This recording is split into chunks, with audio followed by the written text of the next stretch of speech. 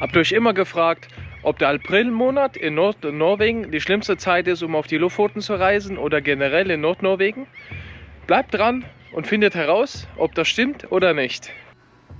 Selbst nach 10 Jahren im arktischen Norden fühlt es sich an, als würde ich noch träumen. Der Norden hat mich tief in seinen Bann gezogen. Mit knapp 3 Monaten Dunkelheit, wo die Sonne nicht über den Horizont kommt, vom 4. Dezember bis zum 9. Januar. Selbst wenn es nur 4 Wochen sind, ist die Sonne noch hinter den Bergen versteckt. Die Tage werden länger, es wird mehr Tageslicht Tag zu Tag. Die Motivation und Energie kehrt zurück. Etwa Mitte März ist es mehr Tageslicht als im Vergleich zu Mitteleuropa, Deutschland. Während die Sonne wieder über die atemberaubende Landschaft Nordnorwegens scheint, schmilzt langsam das Schnee vor sich hin und die Vegetation kommt langsam zum Vorschein. Berggipfel sind noch mit schneeweißem Puderzucker bedeckt und kommen wenige Wochen später zum Vorschein. Manchmal frage ich mich, warum Nordnorwegen? Warum so weit nördlich und abgelegen? Nicht nur, weil die langen Wintermonaten seine Spuren hinterlassen, es ist auch sehr kostbar, vom tiefen Nordeuropa die Welt zu bereisen. Vielleicht ist es die täglich ändernde Landschaften, die nie langweilig werden. Selbst bei Regen und Stürmen ist es immer ein Schauspiel mit den Bergen, was mich immer an ein Bilderbuch erinnert. Es wirkt sehr oft unrealistisch, als wäre man in einem Traum, von dem man nie erwacht. Willkommen auf den Lofoten im April. Erster Stopp ist auf der nördlich gelegenen Außenseite bei Grünfor mit Aussicht rüber nach Bø auf den Vesterålen. Dort begrüßt uns ein unglaubliches Naturschauspiel, das ich selbst selten gesehen habe.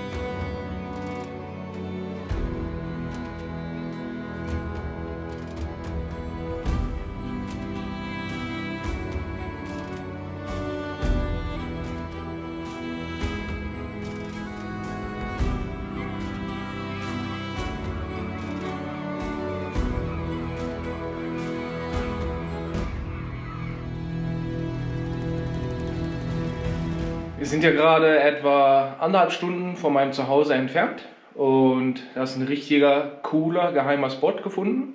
In so einer Hütte, wo wir dann komplett Glas um uns herum haben. Und hier waren halt den ganzen Tag 25 Adler, vielleicht sogar mehr, weil halt hier direkt vor der Hütte ganz viel Fisch momentan ist. Deswegen sind auch so viele Vögel dort. Möwen und die andere Art von den Möwen, das muss ich noch zeigen. Seeschwalben, genau, Ja. Seeschwalben heißen die. Und heute soll halt Nordlicht auf Stärke 5 sein bis 6.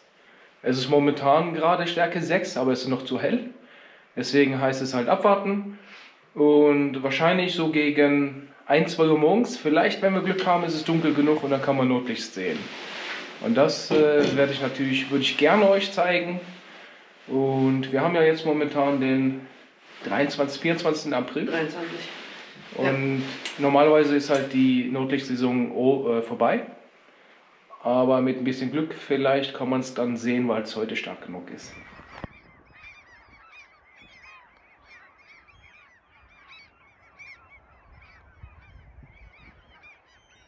Ein neuer Tag, neue Möglichkeiten. Gestern Abend war es relativ hell. Das heißt also, dass man kein Nordlicht gucken kann. Das war natürlich sehr schade.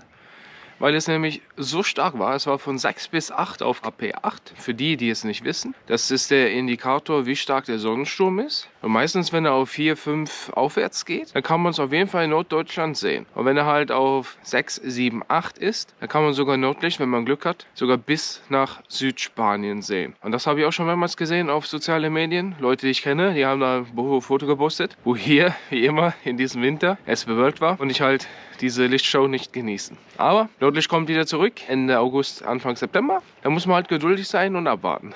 Und hier an dem Stellplatz ist ziemlich ruhig, noch ein paar Wellen. Hier hat man diese Aussichtshütte. Habe ich gerade das Zelt abgebaut. Sie geschlafen. Halbwegs gut. Und selbst? Ja, es gab einen Moment, wo es sehr kalt war. Ja. Wirklich sehr kalt. Mein Wasser ist auch wieder gefroren. Ich habe halt eine Gardena-Schlange genommen und die Pumpe, die friert halt ziemlich schnell, weil die halt an der Seitentür ist und am Boden. Heißt also, es kommt sehr viel Kälte dahin und friert dann sehr leicht. Ich hoffe, so eine halbe Stunde etwa wärmt die Sonne das Auto auf, dass es taut, dann kann ich mir auch meinen Kaffee machen.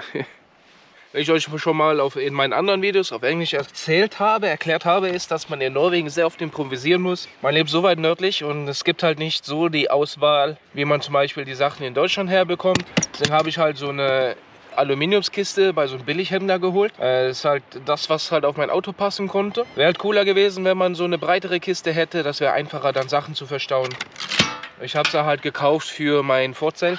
Musste halt hier noch eine extra Dichtung dran machen und auch was finden. Aber es passt so ganz genau, gerade eben. Wo ich das halt vor 2 Tagen dran gemacht habe, war halt ganz viel Eis. Also Abstand zwischen der Kiste und der Holzplatte. Und jetzt muss ich halt alles nachziehen.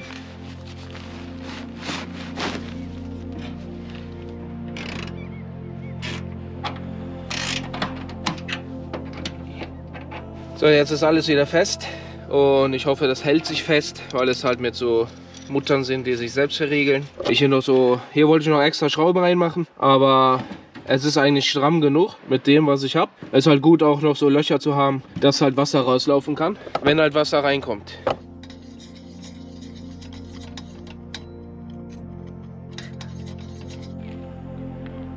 Angekommen in Henningsvær erwartet euch ein traditionelles Fischerdorf mit etwa 517 Einwohnern, verteilt auf 2 Inseln in Vågan Kommune auf den Lofoten. Die Insel wurde in 1934 mit Steinen miteinander verbunden, somit wurde Henningsvær zu einer der dominiertesten Fischerdörfer in ganz Lofoten. Es waren damals bis zu 60 Fischannahmestellen in diesem traditionellen Dorf. 1983 hat Henningsvær eine permanente Straßenverbindung bekommen. Vorher waren solche Dörfer nur mit einem Boot zu erreichen. Seitdem hat die Anzahl der Touristen im Laufe der Jahre stetig vergrößert. Heute ist Henningsvær einer der beliebtesten Orte in Lofoten mit einer wachsenden Trockenfischindustrie und Tourismus. Angekommen in Henningsvær mit schönem blauen Himmel und wie ihr hier seht, Trockenfisch. Das könnt ihr sehr weit riechen in ganz Lofoten. Das ist ein altes Fischerdorf, da auf eure Topliste sein, es zu besuchen hier. Ich habe sehr viel Müll gesehen. Gibt es dafür irgendwie eine bestimmte Erklärung? Ist das aufgrund von Tourismus oder worauf ist es zurückzuschreiben? Es sind halt 2 verschiedene Gründe dafür an für sich. Hauptsächlich ist der Grund die Fischerei, also die Lachzucht, Aufzucht und halt hier wie die Fischgestelle. Es ist halt sehr viele Leute, die hier halt arbeiten und sich nicht so genau, also die achten halt nicht genau drauf, denen ist es teilweise egal, nicht allen, aber bei den meisten, ob halt irgendwas dann weggeschmissen wird auf dem Boden, wo die arbeiten. Und es wird auch halt viel verloren in der Fischerei, was dann auch am Land oder also vom Meer ans Land, ans Ufer gespült wird. Und das ist auch eines der Hauptgründen. Und leider sieht man auch, dass halt viele Touristen Sachen aus dem Fenster schmeißen. Wenn man hier mal in Lofoten an der Straße entlang geht und in die Gräben reinguckt, es liegt leider traurigerweise sehr viel Müll, sehr viel Plastik. Es ist halt sehr schade, weil es eine sehr schöne Natur hier ist, wie ihr sehen könnt. Auch die Berge da drüben. Und es ist halt sehr schade, dass es dann in diesem Sinne kaputt gemacht wird.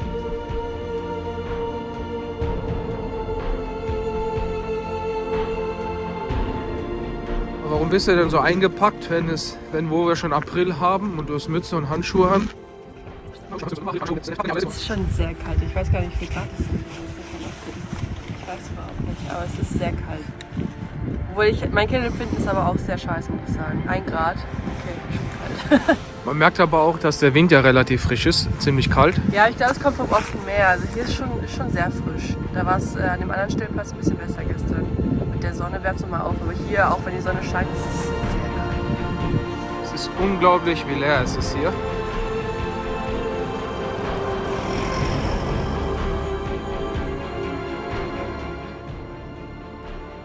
Man kann es kaum glauben, wie viel Platz und wenig Leute hier sind und der Ausblick ist einfach atemberaubend. Es ist wohl das einzige Fußballfeld der Welt, das mitten im Meer liegt, umringt von ganz vielen Inseln im Norden Europas.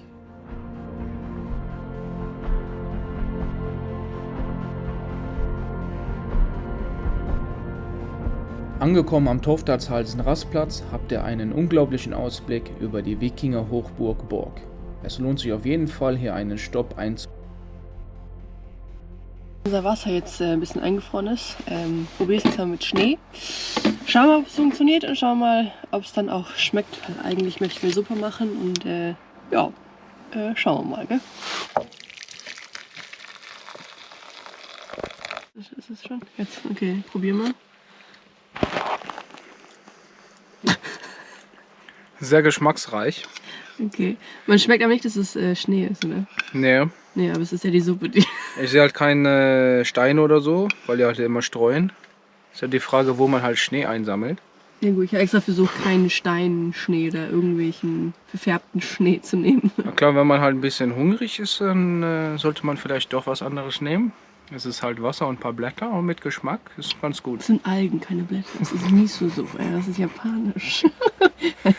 Aber es ist halt ganz kalt. Ja. Schon mal gut, was Warmes zu haben. Tipp Ja. für euch. Immer was Warmes dabei. Suppen passen sehr gut. Ja, und danach gibt es einen Schnee. Schauen wir mal.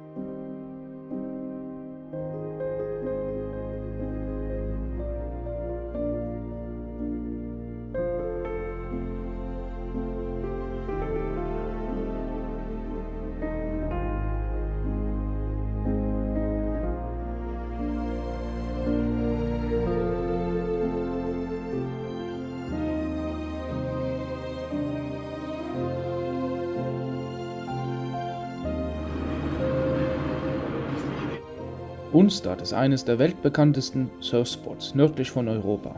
Hier bei Arctic Surf soll es die besten Zimtschnecken geben. Es leben etwa 13 Einwohner hier und Unstad wurde so beliebt durch das Surfen, dass einer der wenigen Orte ist mit den besten Wellen das ganze Jahr über.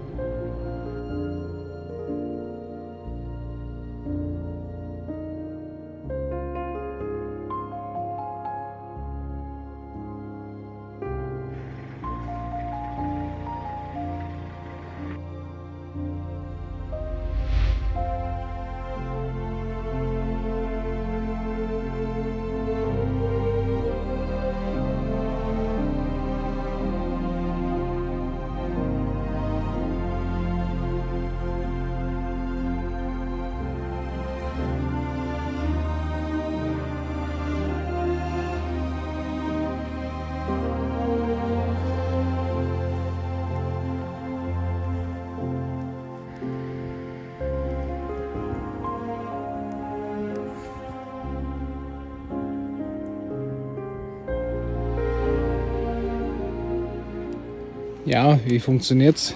Schlecht? Also es brennt. Frage ist, ob es auch brennen bleibt. Da müssen wir jetzt was rausfinden.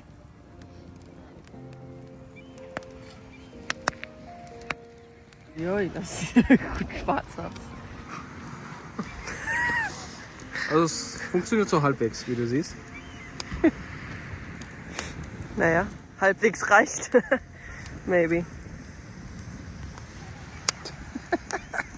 Das ist unglaublich. Das sieht scheiße aus. Ich glaube, du hast zu viel Teig dran gemacht. Schmeckt das kann überhaupt? sein? Weiß ich nicht. Halbroher Teig. Sehr lecker. Also ich hatte mir halt einen neuen Grill zu Hause gekauft und da war dann so ein grandioses Kochbuch dabei.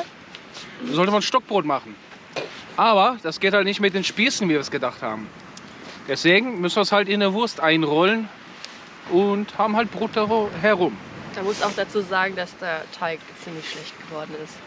Aber wir geben unser Bestes, damit es einigermaßen schmeckt.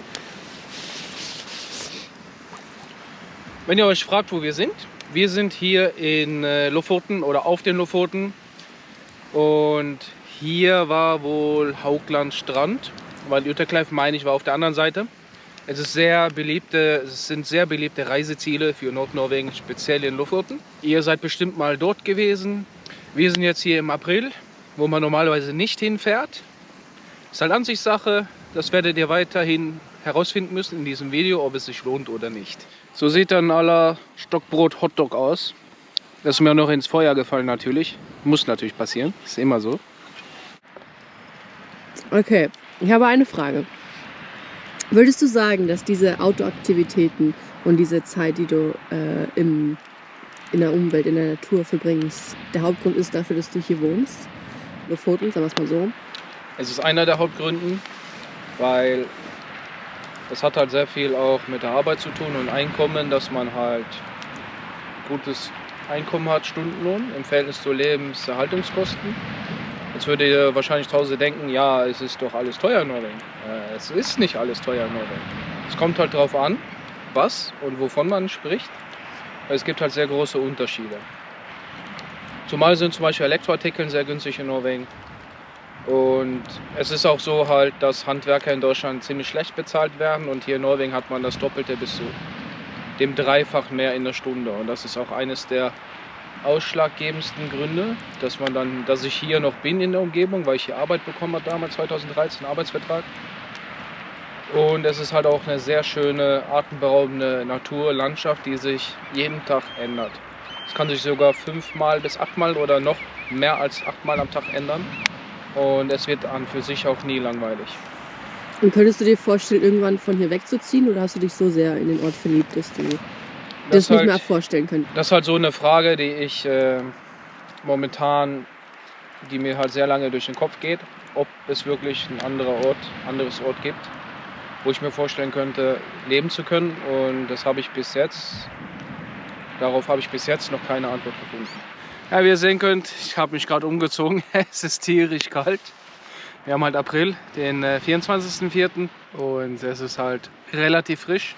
Besonders noch, wenn halt keine Wolken sind und der Himmel frei ist, dann kann es immer noch Minustemperaturen geben. Ist natürlich ganz anders im Verhältnis zu anderen Plätzen in Europa. Da ist wahrscheinlich schon Sommer, wahrscheinlich auch bei euch hier in Deutschland oder in der Schweiz und Österreich. In den arktischen Norden, es ist halt sehr frisch, kalt innerhalb des Polarkreises. Es ist halt auch eine andere Klimazone. Es hat wohl mit der Lage natürlich zu tun, weil wir ja ganz nördlich auf der Erdkugel sind. Die Kugel ist ein bisschen gewinkelt. Deswegen haben wir ja auch bald 24 Stunden Tageslicht.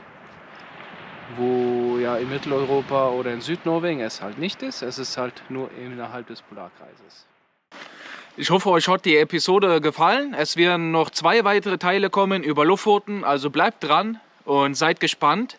Im 3. Teil werde ich dann euch erzählen, wie halt das Ergebnis ist von dem ganzen Trip, ob es sich lohnt oder nicht. Kommentiert gerne und macht einen Daumen hoch, das würde mir sehr helfen auf YouTube, auch für das Video. Das würde mich auch sehr freuen, von euch zu hören. Also schreibt gerne in das Keyboard und gebt halt gerne eure Meinung weiter, was ihr darüber denkt, wie ihr das Video findet, ob ihr irgendwas noch wissen möchtet. Ich möchte gerne von euch hören.